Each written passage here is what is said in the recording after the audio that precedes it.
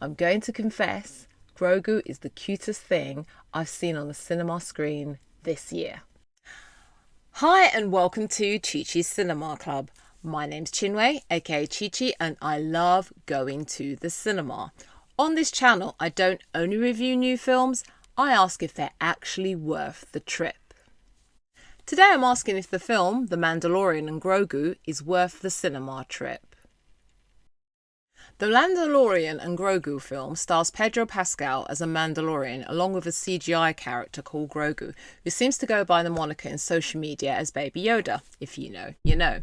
The Mandalorian is a bounty hunter and is working with the Rebel Alliance and has a job to hunt for an Imperial commander called Lord Janu, who they do not know what he looks like. We watch as the Mandalorian and Grogu set out to find this Janu, leading to a set of adventures where he comes into confrontation with Jabba the Hutt's relatives and Jabba's son, Rota the Hutt, voiced by Jeremy Allen White, and we watch as this storyline escalates.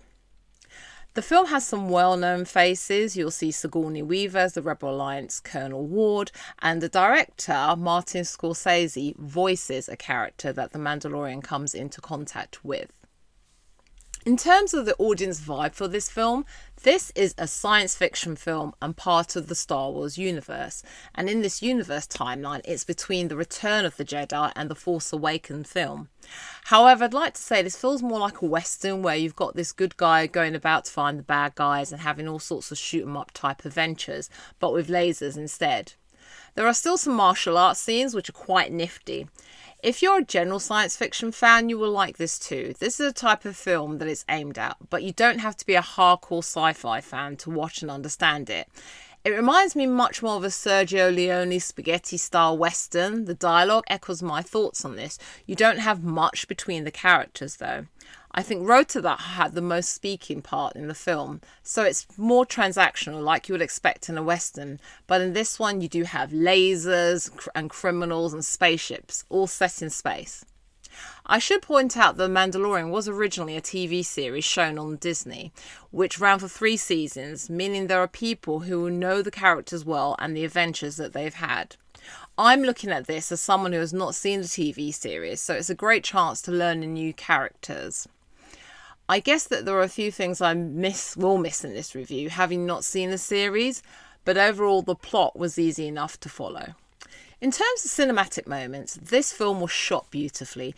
I've watched pretty much all the Star Wars films and it followed in the same vein. You still get that kind of clunky technology that you're used to in Star Wars film, so it was brilliant and familiar. For me, the best part was when the Mandalorian, or Mando as they call him, is injured and Grogu had to look after him. That was probably the best and the cutest part of the movie. There was something very enduring about it and it made me think that they could have used Grogu more. Although the baby character did not say much, it was the nuanced actions. It was like dealing with someone that wasn't able to speak and only had sign language, which you definitely got with the Grogu character. And let's face it, he's very cute as well and you just wanted to hug him. I would say the film had some drawbacks though. There were actually different plots. It felt like a 3-parter TV series rolled into one big movie with a beginning, one series being the middle and the other the end. I'm speculating why this was made into a film for cinematic release, because in terms of cinematic moment, it felt more like a big launch of a TV series just because of where it came from. That sort of confirmed my suspicions that they were trying to keep it in the vein of the TV series while moving it to the big screen. In terms of what stayed with me, this is the difficult question. It was a great paced film, but there wasn't much that really stayed with me. The pace was slow in places and it was fast in the others, which again is what you'd expect in a typical film. You knew very clearly who the bad people were. There was none of that ambiguity. The only thing that was really interesting was the talk about legacy. The character Rota the Hutt talked about this. It got me thinking in terms of parents. In the Star Wars universe, Jabba the Hutt was an evil person. What does that mean for a child of his? That resonated with me. Expectations with parents, living your own destiny and the pressure to keep a legacy alive. That was one of the most beautiful, memorable parts of the film, especially for Star Wars films who know who Jabba the Hutt is. It's interesting to see how the son turned out to be the opposite of him. That was the most telling part of the story. It also made me think about what happens after a war. When people have disappeared, you forget that when an empire is dying, what happens to all the people who did terrible acts? What are they actually doing? That was another thing that got me thinking and did stay with me. Otherwise, I was hoping for more of a journey in this film, but it kind of kept stopping and starting. I think that's because it felt like a 3-part television series flattened together, and that was disappointing. When a TV series is adapted into a film, you have to up the stakes, not just continue as you are in the TV series. That wasn't done with great gusto here.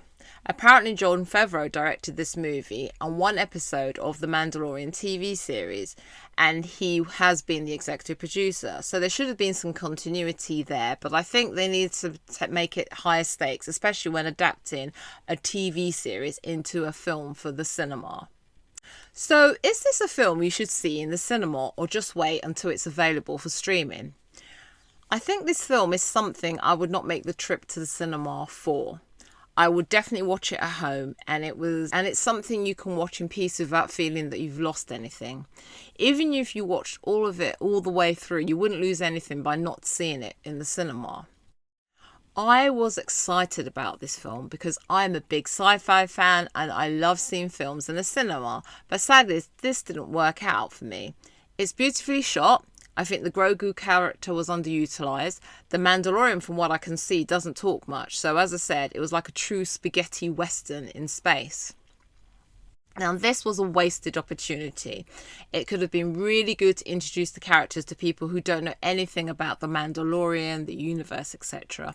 It would have been good to understand the whole world and get more explanation, but you never got that. So you were just a passive viewer unless you already knew the TV series. So a lot of it would have left you scratching your head.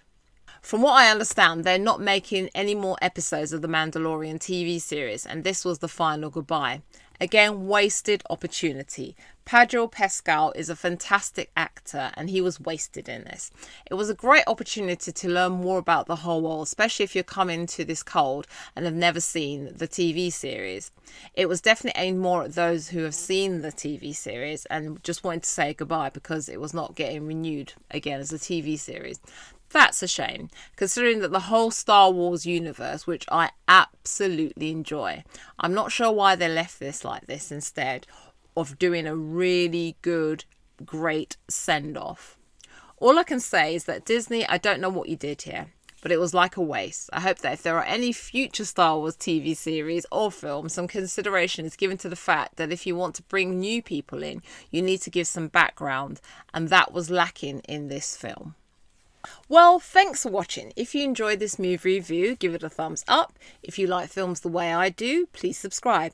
I do these film reviews weekly and I hope to see you again, and I'll save you a seat.